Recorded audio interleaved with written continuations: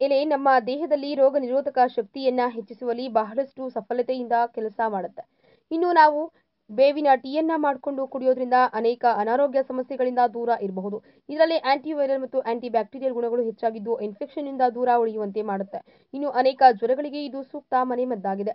ಅದಷ್ಟೇ ಅಲ್ಲದೆ ಬೇವಿನ ಎಲೆಗಳನ್ನು ತೊಳೆದು ಒಣಗಿಸಿ ಅದರೊಟ್ಟಿಗೆ ತುಪ್ಪವನ್ನ ಬೆರೆಸಿ ನಾವು ನಿಯಮಿತವಾಗಿ ಸೇವಿಸೋದ್ರಿಂದ ಗ್ಯಾಸ್, ಅಜೀರ್ಣ ಸಮಸ್ಯೆಗಳು ದೂರವಾಗುತ್ತೆ. ಅದಷ್ಟೇ ಅಲ್ಲದೆ ಇದನ್ನ ಪೇಸ್ಟ್ ರೀತಿ ಮಾಡಿಕೊಂಡು ಕೀಲು ನೋವುಗಳಿಗೆ ಹಚ್ಚಿದಾಗ ಆ ಒಂದು ಸಮಸ್ಯೆ ದೂರವಾಗುತ್ತೆ. ಇನ್ನು ಬೇವಿನ ಎಲೆಯನ್ನ ಕುದಿಸಿದ ನೀರಿನಿಂದ ನಾವು ಬಾಯಿ ಮುಕ್ಕಳಿಸಿದ್ರೆ ಬಾಯಿಯ ದುರ್ವಾಸನೆ ಮತ್ತು ಬಾಯಿಯ ಹುಣ್ಣುಗಳು ಮಾಯವಾಗುತ್ತೆ. ಅದಷ್ಟೇ ಅಲ್ಲದೆ ಇದರಿಂದ ಚರ್ಮದ ಕಾಂತಿಯು ಹೆಚ್ಚುತ್ತೆ. ಇನ್ನು ಇದನ್ನ ನಾವು ಕೂದಲಿಗೆ ಹಚ್ಚಿಕೊಳ್ಳುವುದರ ಮೂಲಕ ಕೂದಲು ಸೊಂಪಾಗಿ ದೃಢವಾಗಿ ಬೆಳೆಯುವುದಲ್ಲದೆ ಡ್ಯಾಂಡ್ರಫ್ ನಿಂದ ಮುಕ್ತಿಯನ್ನ ಪಡೆಯಬಹುದು. ಹಾಗಾಗಿ ಬೇವಿನ ಸೊಪ್ಪಿನ ಎಲೆಯನ್ನ ಹೆಚ್ಚಾಗಿ ಬಳಸಿ ನಿಮ್ಮ ಆರೋಗ್ಯವನ್ನ ಮತ್ತು ಅಂದವನ್ನ ಹೆಚ್ಚಿಸಿಕೊಳ್ಳಿ. ಈ ವಿಡಿಯೋ ಬಗ್ಗೆ ನಿಮ್ಮ ಅನಿಸಿಕೆ ಹಾಗೂ ಅಭಿಪ್ರಾಯಗಳನ್ನು ನಮ್ಮ ಕಮೆಂಟ್ ಬಾಕ್ಸ್ ನಲ್ಲಿ ತಿಳಿಸಿ.